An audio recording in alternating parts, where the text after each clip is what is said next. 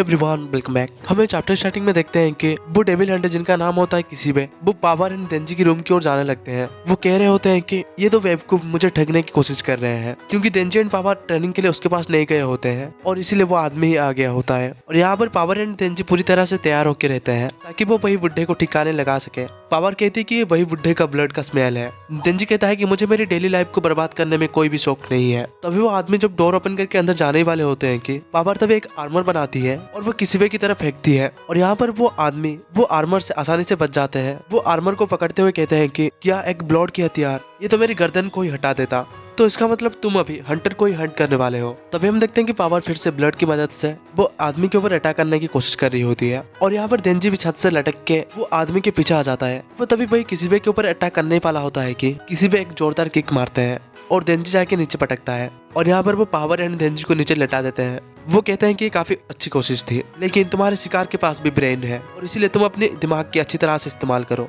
वो कहता है कि तुम लोग हारने का बस दो ही वजह है। पहला, पावर काफी ज्यादा ब्लड यूज करती है और इसीलिए पहला उसका ही शरीर कमजोर बन जाता है, और दूसरा, देंजी तुम मेरे अटैक को कभी भी प्रेडिक्ट नहीं कर सकते और तुम लोग आज के लिए काफी अच्छे किए हो और इसीलिए मैं अभी पीने जा रहा हूँ। और वो तभी जाने लगते और यहाँ पर देंजी हैरान होकर देख रहा होता है। तभी वो आदमी पीछे से एक नाइफ को फेंकते हैं और वो चाकू जाके डायरेक्ट देंजी के सर में घुस जाता है। नेक्स्ट सीन में हम वो डेविल हंटर को अकी के साथ देखते हैं। कुरोज़े अकी से कह रहा होता है कि एक ताकतवर डेविल के साथ कॉन्ट्रैक्ट बनाने से इसका नतीजा भी काफी बदतर होता है और वो लोग लॉकअप में जा रहे होते हैं जहाँ पर पब्लिक सेफ्टी जब डेविल को पकड़ते हैं तो वहाँ रखा जाता है।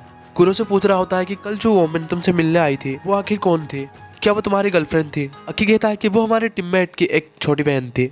तो वो डेविल हंटर पूछते हैं कि तो क्या उसने तुम्हें मारा? अकी कहता है कि नहीं, उसने मुझे लेटर दिया। और यहाँ पर हमें थोड़ा फ्लैशबैक सीन दिखाया जाता है जहाँ पर अकी वो लेटर को देख रहा होता है और वो लड़की कही होती है कि ये लेटर उसे उसकी बहन ने भेजी थी और ये लेटर तुम्हें पढ़ना चाहिए। और अकी जब एनवेलप खोल के वो लेटर पढ़ने लगता है तो वहाँ पर लिखा होता है कि क्या डैड अभी बेटर फील कर रहे हैं और मुझे नहीं लगता है कि मैं अब ये कर सकती हूँ। और हम देखते हैं कि अकी वो लेटर को पढ़ते हुए काफी हैरान होता है। तभी हमें प्रेजेंट का सीन दिखाया जाता है जहाँ पर अकी वो डेविल हंटर के साथ अंदर जाने लगता है। कुरोज़े तभी कहता है कि यहाँ पर फ्यूचर डेविल रहता है।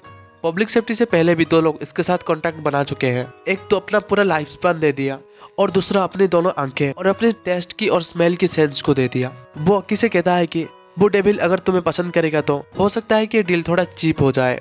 तभी अकी वहाँ पर किसी का आंखें देखता है और वो तभी अंधेरा की ओर बढ़ने लगता है। तभी अक्की अपने आगे वही फ्यूचर डेविल को देखता है। वो डेविल कह रहा होता है कि फ्यूचर रूल करता है।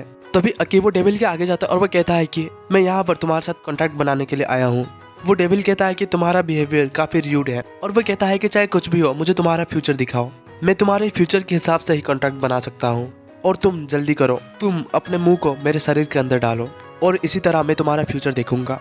अक्की जो कि ये सब सुनते हुए काफी हैरान होता है। फिर तभी वो आगे बढ़ते हुए वो डेविल के पेट के अंदर अपने मुंह को डालता है। तभी हम देखते हैं कि वो डेविल वहाँ पर हंसने लगता है। वो डेविल कहता है कि हमारे कॉन्ट्रैक्ट का कुछ नियम है, मुझे तुम तुम्हारे राइट आई में रहने दो और इसी तरह मैं तुम्हारा हेल्प कर पाऊंगा, क्योंकि मैं चाहता हूँ कि मैं तुम्हारे फ्यूचर को अपनी आंखों से ही देखूं, क्योंकि तुम अपने फ्यूचर में काफी बुरे मौत मरने वाले हो। वो डेविल कहता है कि क्या तुम जानना नहीं चाहोगे कि आखिर तुम फ्यूचर में कैसे मरने वाले हो?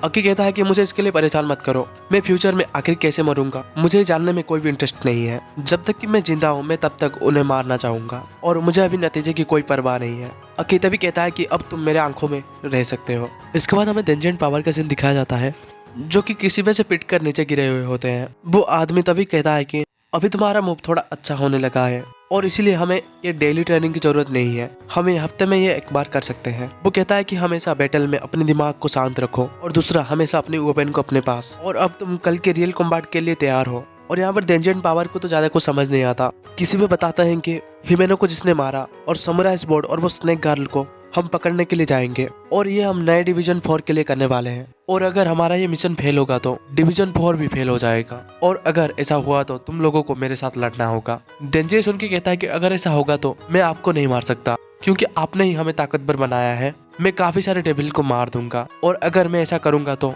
मकीमा मुझे डेट करेगी। तभी हम देखते हैं किसी भी देंजी की बात सुन के वो कुछ याद करते हैं और हमें दिखाया जाता है कि मकीमा किसीबे को कह रहे होते हैं कि देंजी एंड पावर को ट्रेन करने के लिए आपका शुक्रिया। वो आदमी कहता है कि जब भी मैं किसी को ट्रेन करता हूँ और वो मारा जाता है तो मैं और भी ज्यादा ड्रिंक करता हूँ। मुझे लगता था कि मेरे खिलौने जब भी टूट जाएंगे तो मुझे कुछ भी महसूस नहीं होगा, लेकिन मेरा दिमाग मेरे एज के साथ कमजोर होने लगा है। अब तो मुझे कुछ खिलौने से भी फीलिंग आने लगी है। और ये सुन के मकीमा पूछते हैं कि आखिर आप किसके बारे में बात करना चाहते हैं। तो वो कहता है कि पब्लिक सेफ्टी बेवकूफ नहीं है, तुम्हें पता था कि स्पेशल डिवीजन के ऊपर अटैक होने वाला है, फिर भी तुमने ये होने दिया। तो मकीमा कहती है कि मैं तो बस एक गनफायर से अभी आई हूँ। वो आदमी कहता है कि चाहे कोई भी कुछ भी करे, लेकिन जब तक तुम इंसानियत की तरफ हो मैं तब तक इस बात को छोड़ रहा हूँ, और जब तक कि मुझे सारी सच्चाई पता ना चले। मकीमा ये सुन के कहती है कि मैं तो बस ये चाहती हूँ कि ज्यादा से ज्यादा लोगों को डेविल से बचाना। और ये डिसाइड हुआ है कि अगर ये मिशन सक्सेस होगा तो डिवीजन 4 के पास और भी ज्यादा फ्रीडम आ जाएगा और हम डेविल से और भी ज्यादा लोगों को बचा सकते हैं। और ये सुन के किसी पे कहते हैं कि तुम झूठी हो, और ये बात से मकीमा एकदम से चुप हो जाती है। इसके बाद हमें वही कटाना मैन की टीम को दिखाया जाता है। वहाँ पर एक बंदा समुराई स्वॉर्ड से कह रहा होता है कि हमारे बिग बॉस भीला में जा चुके हैं और आपको भी वहाँ पर जाना चाहिए सर। और ये सुन के अकाने कहती है कि जब तक कि मकीमा जिंदा है तुम जापान में कहीं भी भाग नहीं सकते, हम लोग हमारे एनिमी को जंग में उलझा के रखे हैं। वो समुराई स्वॉर्डमैन कहता है कि अगर यहाँ पर ग्रैंडडैड होते तो वो कभी भी भागने की कोशिश नहीं करते हैं, और वो देंजी जो कि अभी डिवीजन 4 में है, जब मैं उसके साथ अगली बार मिलूंगा तो मैं उसकी हार्ट को तबाह कर दूंगा। अकाने तभी वहाँ पर कहती है कि तुम्हें अपने लीडर के बारे में परेशान होने की कोई जरूरत नहीं है, अगर वो मारा भी जाएगा तभी भी मैं उसे फिर से बचा लूंगी। वो तभी कुछ गार्ड से कहने लगते हैं कि अगर तुम लोग यहाँ ही रहोगे तो तुम लोग काटे जा सकते हो। और ये सुन के वहाँ पर वो गार्ड बात करने लगते हैं कि काटे जा सकते हैं, आखिर वो किसके बारे में बात कर रही है। वो कताना मैन कहता है कि ग्रैंडडैड की गिफ्ट जो कि हमारे लिए सीक्रेट वेपन है वो हमारे नीचे है, और वो है एक ज़ॉम्बी आर्मी। वो कहता है कि इंसान जब ज़ॉम्बी से काटे जाएंगे तो इंसान भी एक ज़ॉम्बी बन जाएंगे, और इसी तरह हम स्पेशल डिवीजन 4 को तबाह कर देंगे। और दोस्तों यहाँ पर ये चैप्टर भी खत्म हो जाता है।